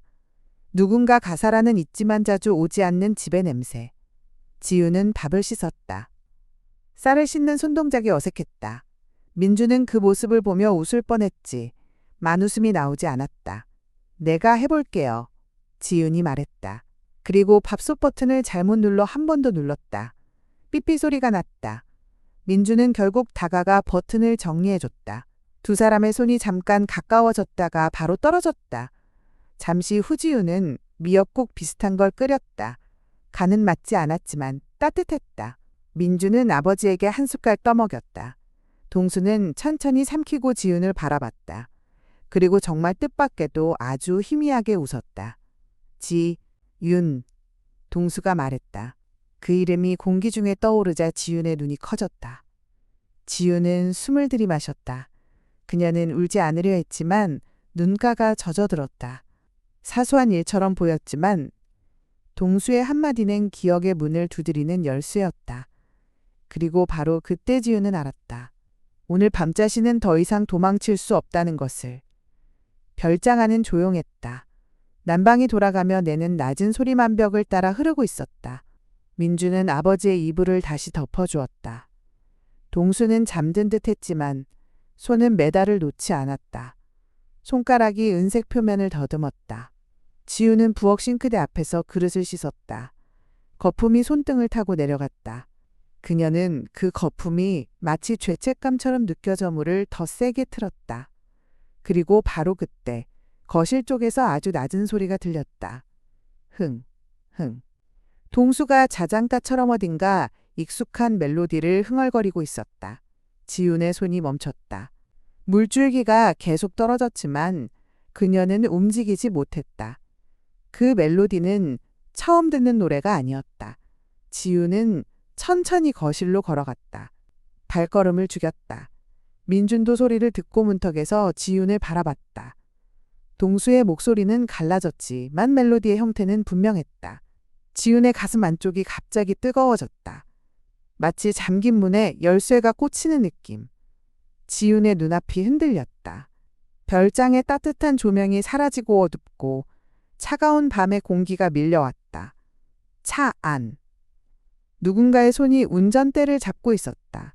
지훈은 뒷좌석에서 몸을 일으키려 했지만 몸이 말을 듣지 않았다. 누나 가만히 있어. 최태석의 목소리. 너무 또렷해서 더 무서웠다. 지훈은 그때를 떠올렸다. 사이렌 소리. 사람들의 발소리. 창밖의 붉은 빛. 그리고 집안에서 들리던 아주 작은 울음소리. 동수, 민준아. 지우는 창문을 두드리려 했지만 태석의 손이 그녀를 눌렀다. 이미 끝났어. 넌 살아야 해. 태석은 그렇게 말했고 차는 멈추지 않았다. 지우는 숨을 들이마시며 현실로 돌아왔다. 손이 떨렸다. 입술이 하얗게 질렸다. 민준이 낮게 물었다. 기억난 거예요? 지우는 고개를 끄덕였다. 그러나 고개만 끄덕인다고 끝날 일이 아니었다. 태석이. 지우는 말끝을 삼켰다. 태석이 그날 나만 데리고 갔어. 민준의 눈빛이 바뀌었다.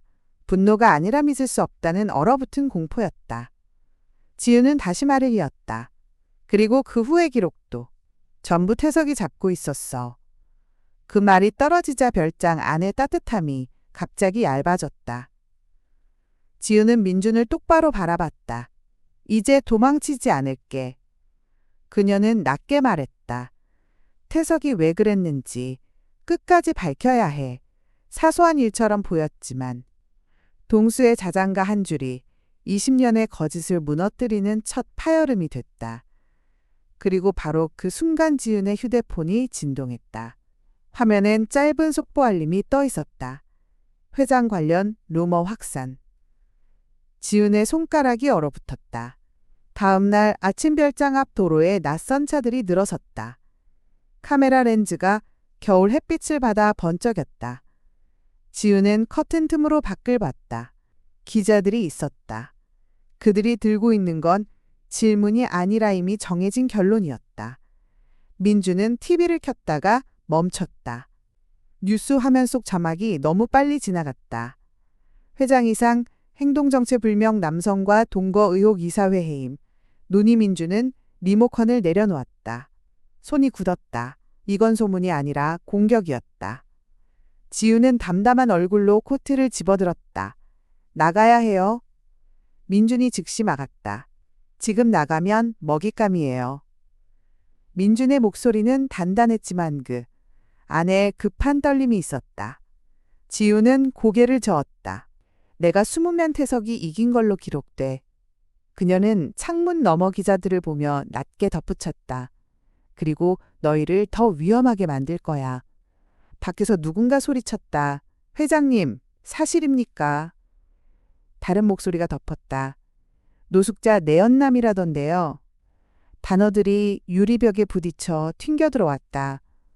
동수는 소란에 깨어났다. 그는 눈을 크게 뜨고 메달을 움켜쥐며 민준을 찾았다. 민준? 민준은 아버지 손을 감싸 쥐었다. 괜찮아요. 여기 있어요. 민주는 그렇게 말했지만 마음은 괜찮지 않았다. 지윤의 휴대폰이 울렸다. 이사회 비서실. 지윤이 받자마자 차가운 목소리가 들렸다. 회장님 긴급 이사회입니다. 해임 안건이 상정됩니다. 지윤의 입술이 잠깐 굳었다. 언제? 모레 오전. 주주총회와 함께 진행됩니다. 지윤은 전화를 끊고 민준을 바라봤다. 시간이 많지 않아. 민준은 이를 악물었다. 증거가 있어야 해요. 지윤이 조용히 말했다. 맞아. 태석을 감정으로는 못 꺾어. 그 순간 별장 앞에서 카메라 셔터 소리가 더 커졌다. 문고리를 누군가 흔들기까지 했다. 경호원이 없으니 포인은 더 가까웠다. 민주는 결심했다. 제가 나갈게요. 지은이 눈을 크게 떴다. 어디로? 민주는 짧게 말했다. 목격자. 기록. 뭐든요. 태석이 숨긴 그날의 진짜 조각. 사소한 일처럼 보였지만 민준이 문을 열고 나가기로 한 선택은 가족을 구하는 길이 될, 수도 완전히 무너뜨리는 길이 될 수도 있었다. 민준은 모자를 눌러쓰고 뒷문 쪽으로 움직였다. 그때 지윤이 그의 손목을 잡았다. 조심해. 태석은 이미 너를 표적으로 봤어. 민준은 고개를 끄덕이며 문을 열었다. 민준은 별장 뒤쪽 좁은 길로 빠져나왔다. 눈이 발목을 적셨고 숨을 쉬면 콧속이 아렸다. 그는 지윤이 건넨 이름 하나를 떠올렸다. 20년 전 운전기사. 그날 이후 해고됐고 입을 닫고 살았다는 사람. 민주는 지하철을 타지 않았다. 사람 많은 곳이 위험했다. 그는 오래된 버스를 갈아타며 외곽의 낡은 공업지대로 향했다. 작은 차고 앞엔 간판도 희미했다. 철문엔 먼지가 쌓여 있었고 바닥엔 오래된 타이어 자국이 겹겹이 남아 있었다. 민준이 문을 두드리자 안에서 발소리가 멈췄다. 잠시 후 문이 아주 조금 열렸다. 누구요? 중년 남자의 목소리. 눈빛이 먼저 밖을 훑었다. 마치 누가 따라왔는지 확인하는 사람처럼. 저 이민준입니다. 민준은 침을 삼켰다. 20년 전 그날 운전하셨던 분을 찾고 있어요. 남자의 얼굴이 굳었다. 문이 더 닫히려 했다. 민준이 급히 말했다. 저 돈 받으러 온 거 아닙니다. 협박도 아니고요. 그는 손을 들어 빈손임을 보였다. 그날에 대해 단 한마디만이라도 듣고 싶습니다. 남자는 한참 민준을 보더니 낮게 말했다. 그날 이야기는 하지 말랬어. 그 말에 누가가 생략되어 있었다. 하지만 민준은 알았다. 최태석이요. 민준이 조용히 묻자 남자의 눈이 흔들렸다.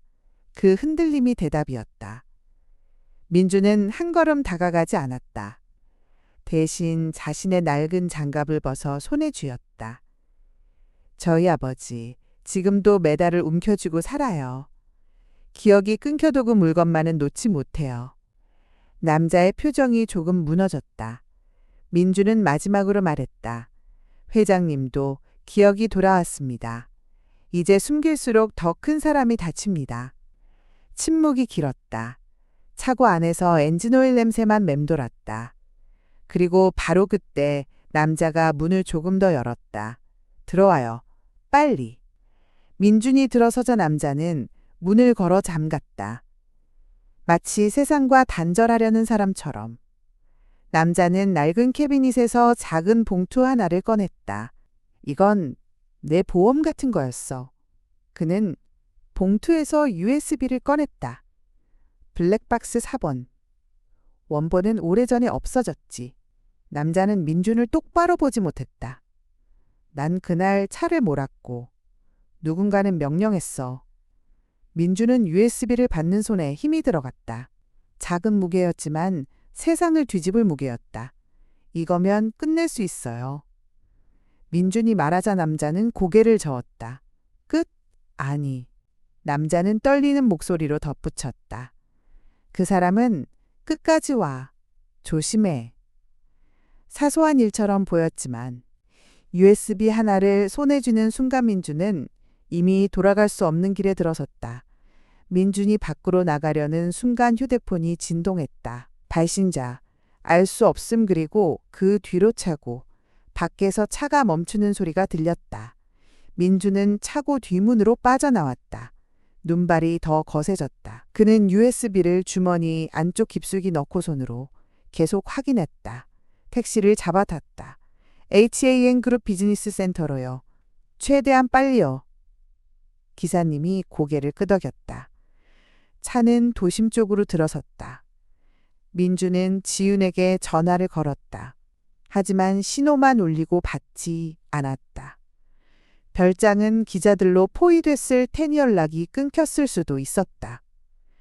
민주는 창밖을 보며 속으로 되뇌었다. 주주총회 전까지 반드시. 그리고 바로 그때 택시가 갑자기 속도를 줄였다. 앞에 차량 2대가 나란히 서서 길을 막고 있었다. 비상등이 깜빡였고 한 남자가 손을 흔들며 다가왔다. 마치 잠깐만요 하는 것처럼 기사님이 창문을 조금 내렸다. 무슨 일이세요? 남자는 웃지도 않고 말했다. 차 고장이라 지나가려면 조금 돌아가셔야 합니다. 민주는 등골이 서늘해졌다. 그 남자의 눈이 택시 안을 너무 정확히 훑고 있었다. 다른 쪽에서 또 한 명이 다가왔다. 그리고 택시 뒷문 손잡이에 손이 얹혔다. 민주는 짧게 말했다. 문 잠그세요. 기사님이 당황하며 잠금을 눌렀다. 그 순간 바깥에서 쿵하고 손바닥이 창문을 두드렸다. 소리는 크지 않았지만 공포는 컸다. 내려요. 바깥 남자가 낮게 말했다. 가방 주머니다. 기사님이 겁에 질려 뒤를 돌아봤다. 손님, 이거. 민주는 숨을 삼켰다. 그냥 가요. 그대로 밟아요. 하지만 길은 막혀 있었다. 뒤에서도 차량이 다가와 택시는 꼼짝할 수 없었다. 문이 거칠게 흔들렸다. 민주는 주머니 속 USB를 손으로 감췄다. 절대 못 줘. 택시 문이 열리는 순간 민주는 몸을 낮추고 반대편으로 빠져나가려 했다. 그러나 누군가 그의 팔을 잡아당겼다. 민주는 균형을 잃고 눈 덮인 바닥에 주저앉았다. 세상이 한번 기울었다. 귀가 멍해지고 숨이 턱 막혔다. 어디 있어? 낮은 목소리. 주머니를 거칠게 뒤지는 손. 민주는 손으로 주머니 입구를 막았다. 하지만 힘이 모자랐다. 손끝에서 USB가 빠져나가는 감각이 느껴졌다. 됐어. 누군가 짧게 말했다. 그리고 발소리가 멀어졌다. 민주는 차가운 바닥에 손바닥을 짚고 일어나려 했지만 다리가 잘 움직이지 않았다. 기사님이 떨리는 목소리로 말했다.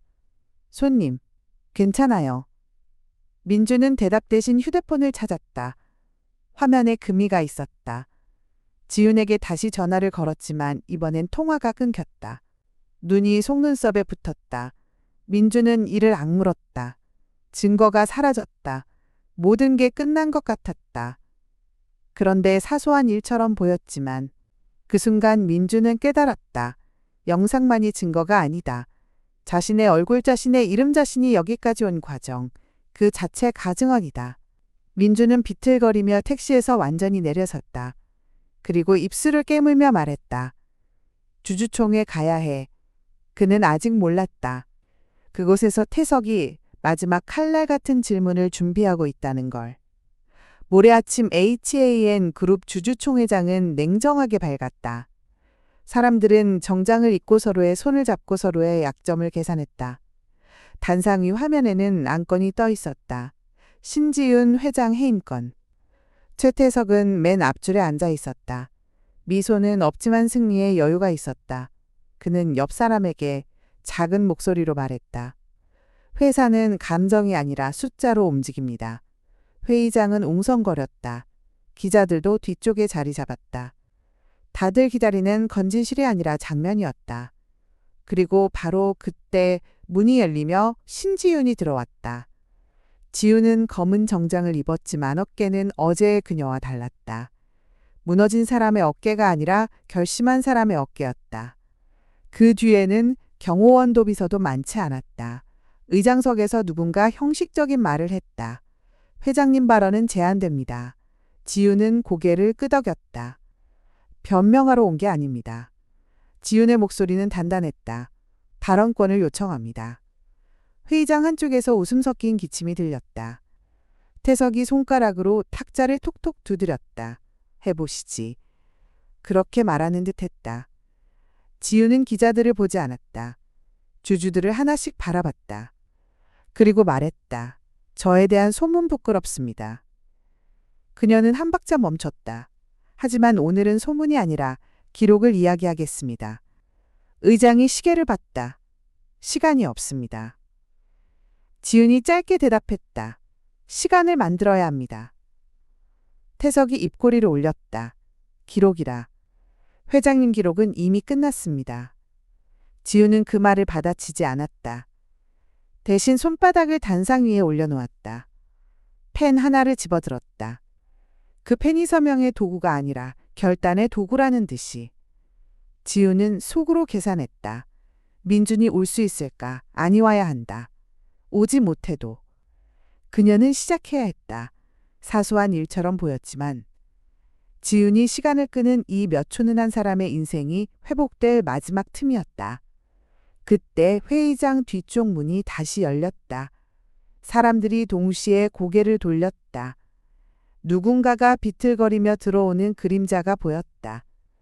지윤의 심장이 쿵 내려앉았다. 회의장 뒤쪽 문이 완전히 열렸다. 사람들 시선이 한꺼번에 그쪽으로 쏠렸다. 비틀거리며 들어온 건 이민준이었다. 코트는 눈과 먼지로 얼룩져 있었고 숨이 끊어질 듯 가빴다. 그는 정돈된 세계에 어울리지 않는 모습으로 그러나 똑바로 걸었다. 경호원이 막아섰다. 출입 통제. 민준이 한 발 더 나아가며 말했다. 잠깐만요. 목소리가 갈라졌지만 회의장 전체에 꽂혔다. 저를 보십시오. 웅성거림이 커졌다. 누구야?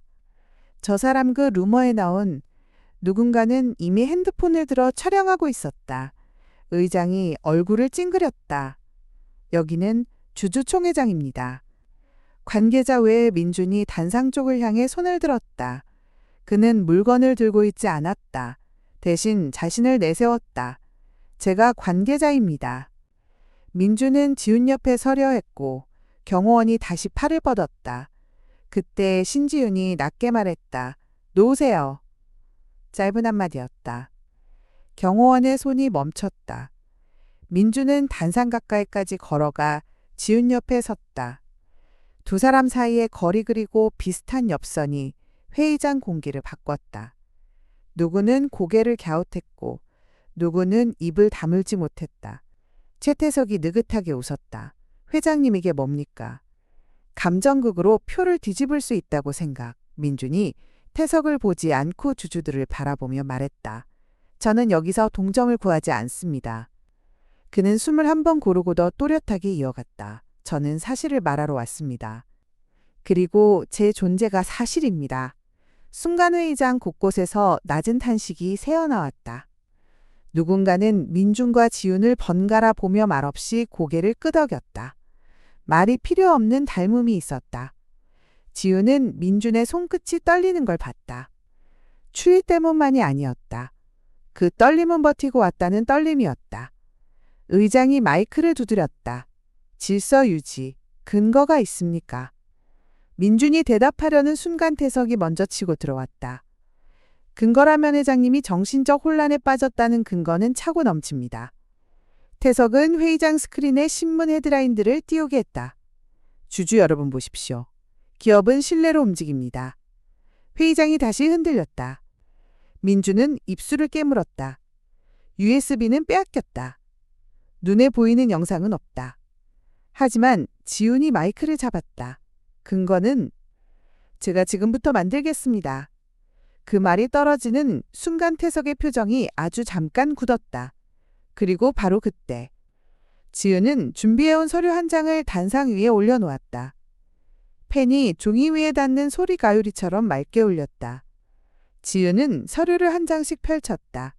주주들은 고개를 앞으로 내밀었다. 태석은 팔짱을 낀 채웃음을 지었다. 저는 오늘 해임 안건을 부정하지 않겠습니다. 지윤의 첫 문장이 회의장을 얼게 했다. 오히려 받아들일 준비가 되어 있습니다. 옹성거림이 폭발했다. 무슨 소리야? 이게 전략인가? 태석은 그제야 입꼬리를 올렸다. 현명하십니다, 누나. 지윤은 태석을 바라보지 않았다. 마이크를 잡은 손이 흔들리지 않았다. 하지만 단 하나. 지윤이 말을 이었다. 저는 회사의 명예를 지키기 위해 거짓을 덮지 않겠습니다. 태석이 비웃듯 말했다. 거짓이라니요. 회장님이 갑자기 나타난 청년에게 흔들렸다는 게 사실이죠. 그는 민준을 힐끗 봤다. 저 청년이 누군지였던 의도로 접근했는지 지윤이 끊었다. 좋습니다. 짧게, 단호하게.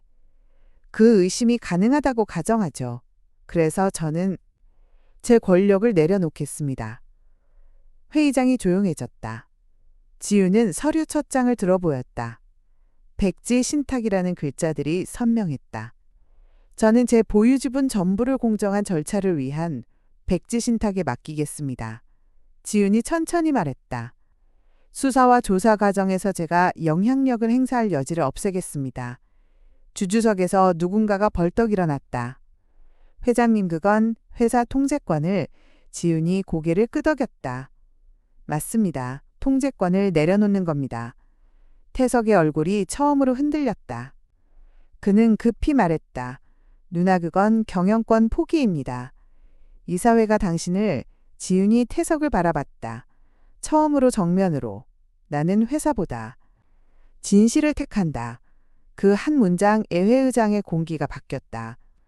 권력을 지키려는 사람이 아니라 권력으로 만든 죄를 인정하는 사람의 목소리였다. 민주는 지윤을 보며 마음이 복잡해졌다.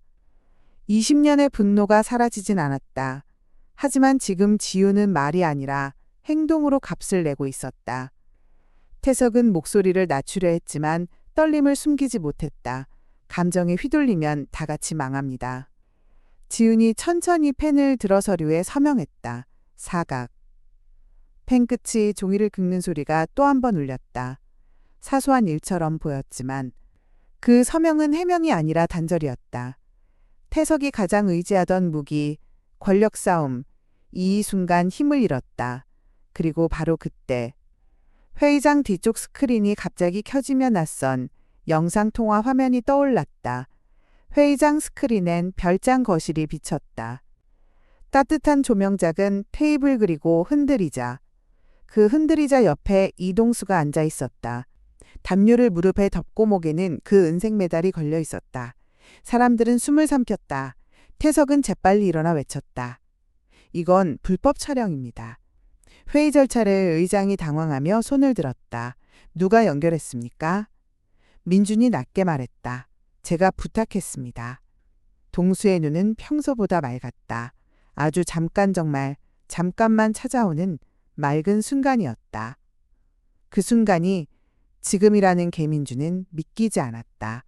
지우는 화면을 보며 입술을 떨었다. 동수 씨. 그녀가 조심스럽게 불렀다.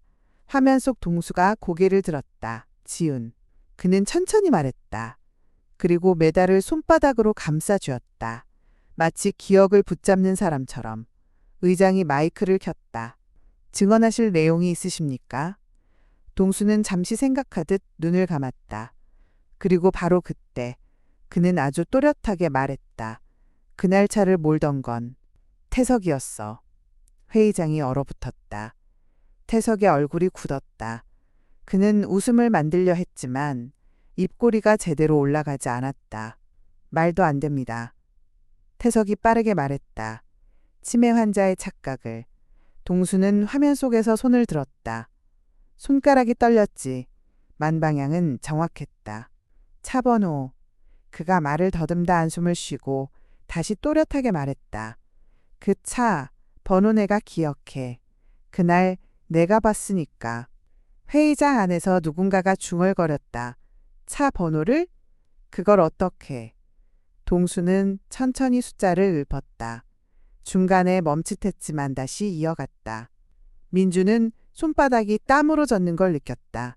그 숫자들은 외운 말이 아니라 몸에 박힌 장면처럼 나왔다. 지우는 눈을 감았다. 그 숫자가 기억의 마지막 조각을 밀어올렸다. 그날 밤 창밖으로 스쳤던 번호. 태석의 목소리. 가만히 있어. 태석이 단상 앞으로 나와 소리쳤다. 이건 조작입니다. 누나가 지훈이 마이크를 잡고 한마디 했다. 경찰 불러주세요. 그 말이 떨어지자 주주들 사이에서 파도가 일었다. 누군가는 고개를 숙였고 누군가는 태석을 피하듯 시선을 돌렸다. 사소한 일처럼 보였지만 이 순간 무너진 건 루머가 아니었다. 태석이 20년 동안 쌓아올린 완벽한 이야기였다. 그리고 바로 그때 회의장 문 쪽에서 단단한 발소리가 들렸다. 정복을 입은 사람들이 들어오고 있었다. 회의가 끝나기도 전에 로비는 소란스러웠다. 기자들이 몰려왔고 경호원들이 길을 만들었다. 최태석은 여전히 고개를 빳빳이 들고 있었다. 그러나 눈동자는 빠르게 흔들렸다. 그는 무너지지 않는 척하는데 익숙한 사람이었다. 전무님 함께 가시죠. 조용한 목소리가 들렸다. 태석은 한 박자 늦게 돌아봤다. 그는 웃음을 만들며 말했다. 이건 오해입니다. 회사 명예를 지키려 했을 뿐이에요. 그 말은 변명처럼 들리지 않게는 하던 톤으로 만들어졌다. 하지만 이번엔 달랐다. 주변 사람들이 더 이상 그 톤에 흔들리지 않았다. 그들이 바라보는 겉말이 아니라 흔적이었다. 태석이 로비를 지나갈 때 누군가 기자에게 속삭였다.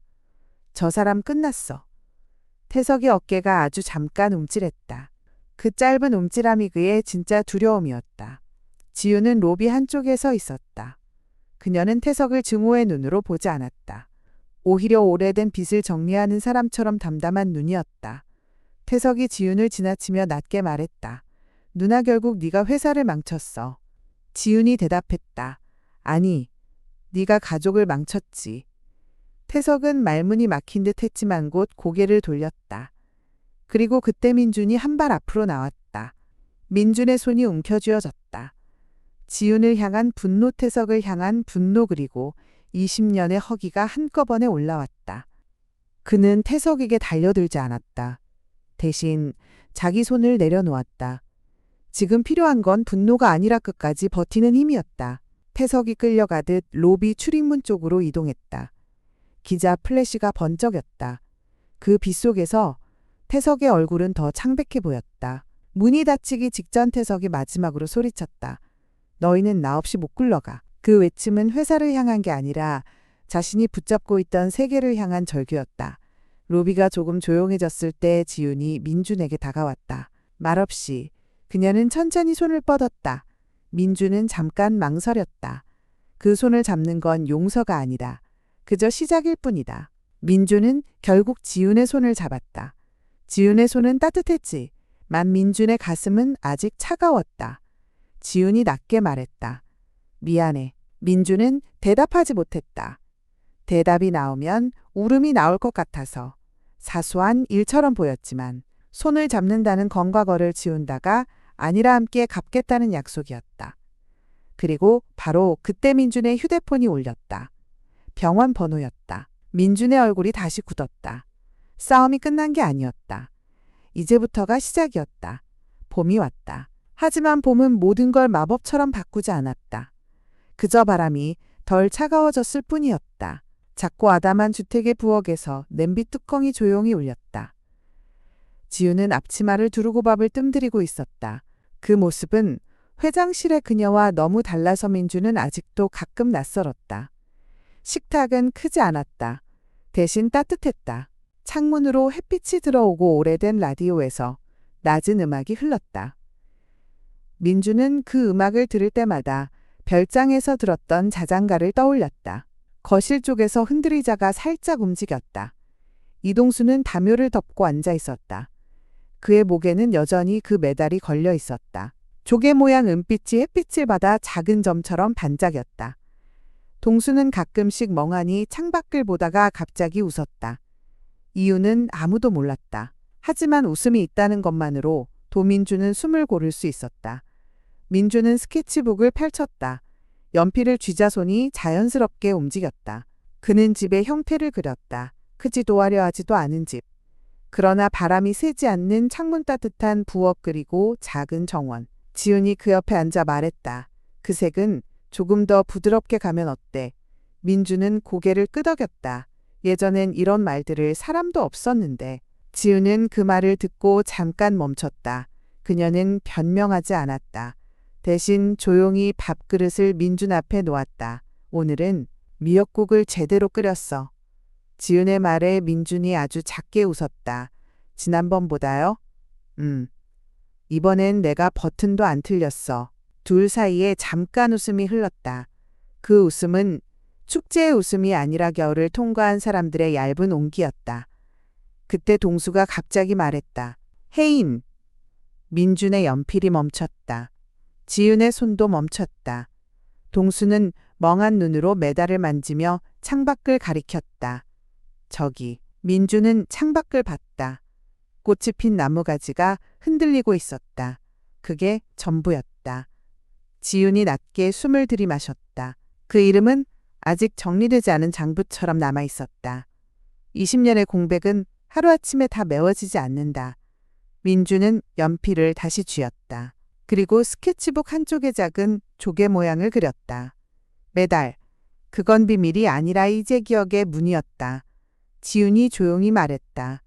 다음 주에 조사 일정이 있어. 민주는 고개를 끄덕였다. 알아요. 사소한 일처럼 보였지만 그들의 봄은 끝이 아니라 계속이었다. 밥상은 차려졌고 문은 열렸고 도망치지 않기로 했다.